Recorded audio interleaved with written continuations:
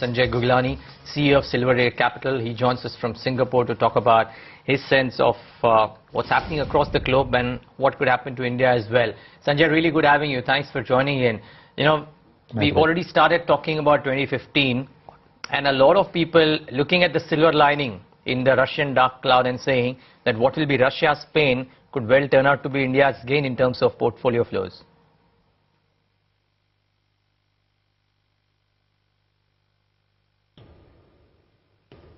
Now, Sanjay, can you hear me? No, I can't hear you. Could you repeat that? Okay, I was just asking you about whether you also are in the camp which believes that Russia's pain could well be India's gain in 2015 in terms of foreign flows. Well, not exactly in so many words. Let me clarify two portions of it. One is, yes, Russia has its problems thanks to the tumbling dollars, tumbling commodity prices and the economic sanctions. To the extent India stands to gain, but let's not forget that India is part of the emerging markets, and almost 80% of funds, those who invest into India, are global funds. And therefore, there will be contingent effect in terms of emerging markets. So if, because of Russia, the emerging market takes a hit, India would not be insulated. To some extent, it helps, but on a larger picture basis, no, it doesn't help. So Sanjay, what is your view on Indian equities right now? We've scaled new highs. That's what 2014 has shown us. New government, stability, rising hopes. But now somewhat the reality seems to be setting in. Because earnings on ground are not picking up. The markets are only getting volatile. And of course, globally things as well are getting a bit unstable. Does it seem like 2015 perhaps may not be such a great ride as 2014 was? Let me try to answer this in three different aspects of it. Sure. First is, yes, the Indian markets have appreciated by about 30%. But if you look in terms of the valuation, the P ratio, for instance, at 15.5, 16, is very close to its long-term average. More particularly, if you look in terms of the previous bull runs in India, the P ratios typically were between 20 and 24. So to that extent, we don't see overpricing.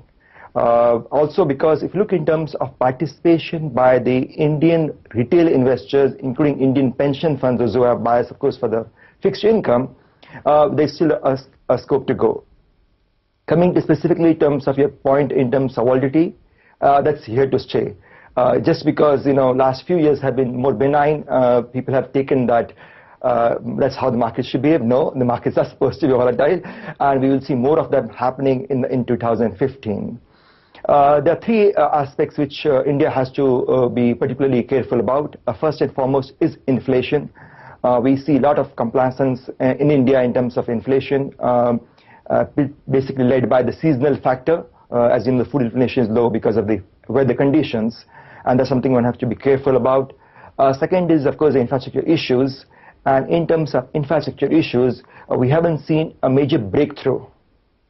And when I say breakthrough, I do not mean a big bang reform. Let me clarify this to you. For me, the breakthrough basically is in terms of easing out for what is existing.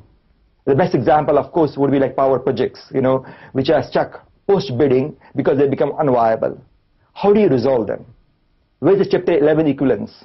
Those are things which India has to face. And the third point, of course, is what rightly pointed out by you, the international issues. And we do not see a Ukraine problem resolving tomorrow morning. We don't see Europe, coming up very sharply across out there. Japan has its own problems. China is, of course, grappling with the transition from investment-led to domestic consumption. Overall, India has certain amount of benefit because of the problems with other economies. Right. We just touched upon Russia briefly, but also in terms of Brazil, which is facing the UPA2 type corruptions. We touched about China. So we do have a certain amount of headwinds, but we have to see a lot of things in India for it to be able to sustain a secure upward movement. It would be a market which will give you huge opportunities as long as one is very vigilant in India. One quick view, Sanjay, is the currency and its impact, the volatility that we're seeing. Do you think it dies down? Do we stay in the 61 to 64 band? Do you think the RBI intervening to ensure that it stays that way? Well, there are more than few things involved there. First and foremost is the jury on inflation is still out. We are not sure that the food inflation in particular, which we have seen a seasonal low, is sustainable. We would see the base effect getting wiped out next year. We have seen below average monsoons. We have seen unseasonal rains in parts of like Maharashtra and Raigad sector out there. So we have a lot of problems in terms of inflation. Yes, we do have the benefit of commodity prices, specifically in terms of crude. But many of these pricing are not structural changes. And if RBI jumps the gun, we would see a depreciation of rupee. So put this way around, a depreciation of about 3 to 4% is something which is good for the economy. But if India doesn't get its act in place, we could see significant depreciation in rupee. Can RBI defend this? The blanket answer is no. Yes, it can definitely blunt its movement, and that's what it's been doing. It has been very, very sanguine in its approach. We have seen almost 10% year-on-year growth in terms of Indian foreign exchange. But in terms of forex reserve requirement, India needs to add about $5.5 to $6 billion of foreign exchange every month to be able to sustain 5.5% plus of GDP growth.